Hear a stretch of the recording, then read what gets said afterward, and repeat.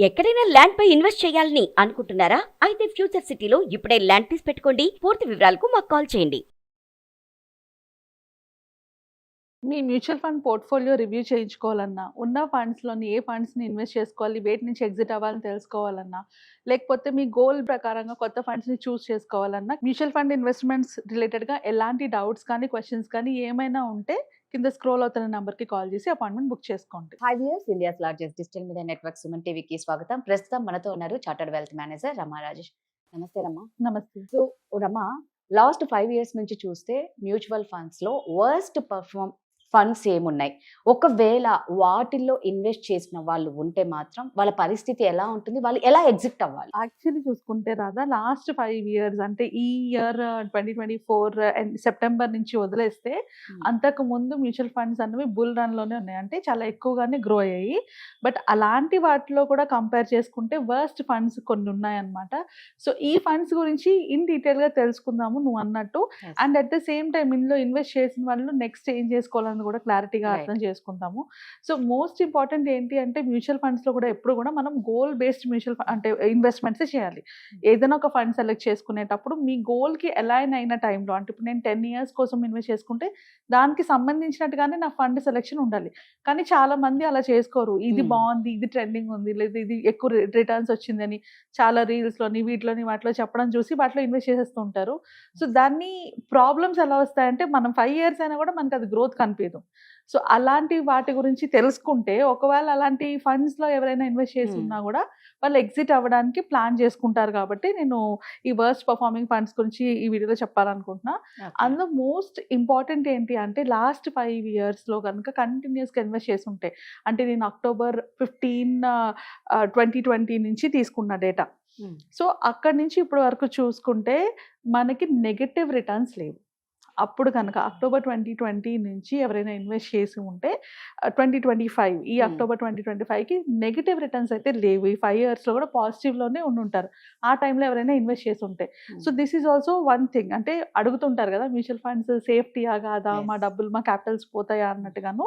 So more than 5 years కనుక మనం ఉండగలిగితే chances are very high that మన క్యాపిటల్‌కి ఎలాంటి రిస్క్ ఉండకుండా ఉండేది. So but at the same time మనం ఎక్స్పెక్ట్ చేసే రిటర్న్స్ వస్తాయా అంటే అది మనం చెక్ చేసుకోవాలి. మనం చూస్ చేసుకునే ఫండ్స్ బట్టి ఉంటాయి. ఆ ఫండ్ సెలెక్షన్ అన్నది మన గోల్ అలైన్మెంట్ ప్రకారంగా చేసుకోవాలి. సో లీస్ట్‌గా మనకు వచ్చిన రిటర్న్ 1.75% పర్ యానం. అంటే ఇది ఎఫ్‌డి కన్నా చాలా తక్కువ రిటర్న్ ఇచ్చింది. ఇలాంటి ఫండ్‌లో గనుక ఎవరైనా ఇన్వెస్ట్ చేస్తుంటే ఎఫ్‌డిలో వచ్చేంత రిటర్న్ కూడా దీంట్లో రాలేదు. So this is the least performing. And ఆ టాప్ 10లో ఉన్నది 9% రిటర్న్ వచ్చింది. సో చూసుకుంటే ఇలా ఉంది వేరియేషన్. బట్ మోస్ట్లీ ఈ ఫండ్స్ అన్నీ కూడా థీమాటిక్ ఆర్ సెక్టోరియల్ ఫండ్స్‌లోనే ఎక్కువ ఉన్నాయి. అసలు యాక్చువల్లీ మనకి హైయెస్ట్ రిటర్న్ ఇస్తాయి అని చెప్పేసి సెక్టోరియల్ ఫండ్‌లో పెట్టుకుంటారు. దానికి చాలా రిస్క్ ఉంటుంది. ఒక సెక్టర్ బేస్డ్ ఇన్వెస్ట్మెంట్స్ మనం ఎప్పుడు చేసినా కూడా ఆ సెక్టార్‌లో అప్స్ అండ్ డౌన్స్ ఉంటాయి. ప్రతిసారి కంటిన్యూస్‌గా సేమ్ సెక్టార్ హైలో ఉండదు. ఒక సెక్టార్ ఒకసారి హైలో ఉంటుంది, నెక్స్ట్ ఇంకొక సెక్టార్ హైలోకి వస్తుంది. సో దాంట్లో ఆ టైమింగ్‌లో అది రిటర్న్స్ ఎక్కువ వచ్చినా కూడా తర్వాత ఇన్ ద లాంగ్ ప్రాసెస్‌లోని ఆ రిటర్న్స్ మనకి తగ్గిపోతూ ఉంటాయి. సో కంపల్సరీగా సెక్టార్ బేస్డ్ ఇన్వెస్టింగ్ అయితే ఎనీ అడ్వైజర్ అడ్వైజ్ చేయరు.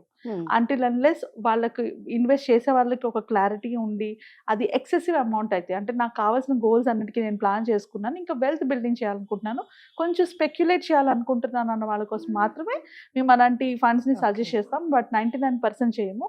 బట్ లాస్ట్ 5 ఇయర్స్‌లో కూడా చాలా మంది ఎక్కువ ఇన్వెస్ట్ చేసింది ఈ thematic ఫండ్స్‌లోనే.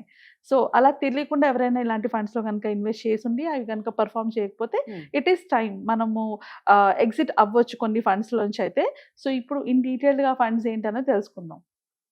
So top 10th worst fund వచ్చేటప్పటికి ICICI Prudential global advantage fund of fund. So ఈ ఫండ్ లాస్ట్ 5 ఇయర్స్ నుంచి సిఏజిఆర్ 9.1% రిటర్న్ ఇచ్చింది. ఇది ఫండ్ ఆఫ్ ఫండ్ కేటగిరీస్‌లోకి వస్తది. అండ్ ఎక్కువగా దీన్ని ఫోకస్ చేసింది గ్లోబల్ ఈక్విటీస్ మీద.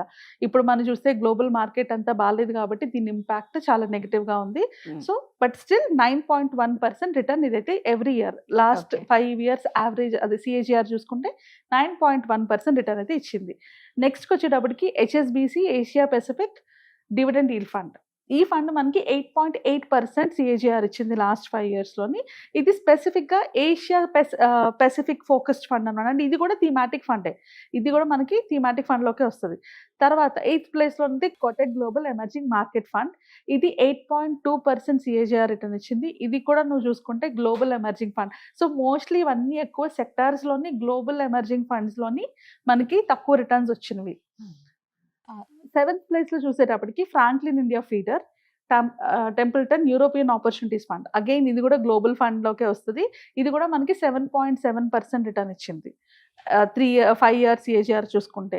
And HSBC global emerging fund market fund ఇది 7.1% రిటర్న్ ఇచ్చింది. ఫ్రాంక్లిన్ ఏషియా ఈక్విటీ ఫండ్ ఇది 5.4% రిటర్న్ ఇచ్చింది. ఇది టాప్ 5 పొజిషన్లో ఉంది. టాప్ 4కి వచ్చేటప్పటికి Edelweiss emerging market opportunities equity offshore fund.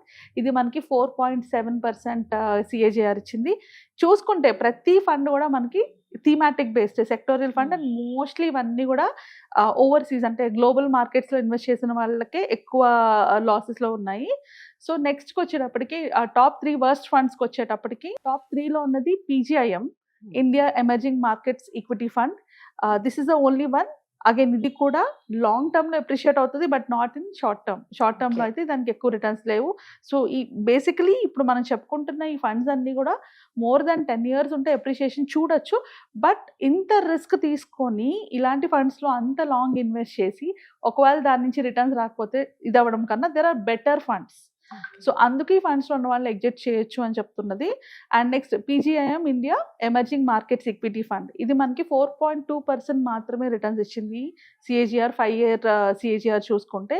And సెకండ్కి వచ్చేటప్పటికి టాప్ 2 వర్స్ట్ ఫండ్కి వచ్చేటప్పటికి హెచ్ఎస్బిసి బ్రెజిల్ ఫండ్. ఇది 3.5 సిఏజిఆర్ మాత్రమే ఇచ్చింది. అండ్ టాప్ 1కి వచ్చేటప్పటికి Edelweiss greater China equity offshore fund. ఇది జస్ట్ 1.7% సిఏజిఆర్ మాత్రమే ఇచ్చింది. సో ఈ ఫండ్ కేటగిరీస్లో మనం చూసుకుంటే మనం టాప్ 10లో ఉన్నవన్నీ కూడా సెక్టోరియల్ ఫండ్సే. ఇవన్నీ కూడా మనకి మంచి రిటర్న్స్ ఇవ్వలేదు. అండ్ మోస్ట్లీ మనకి నెగటివ్ రిటర్న్స్ ఇచ్చినవి అంటే ఇంత తక్కువ రిటర్న్స్ ఇచ్చినవన్నీ కూడా ఆఫ్షోర్ అంటే గ్లోబల్ మార్కెట్ని ఇన్ఫ్లుయెన్స్ చేసినవే.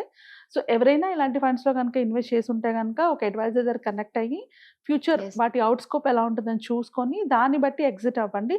అన్ని వర్స్ట్ కాదు, కొన్ని ఫండ్స్ బాగానే ఉన్నాయి. వీటిలోని మన గోల్కి ఎలా అయినా అయిందా లేదా అంటే ఇప్పుడు ఎగ్జిట్ అవ్వాలా వద్దా అని ఎవరైనా అడిగితే it's better to check with your goal. అంటే మీ గోల్ ఏంటి?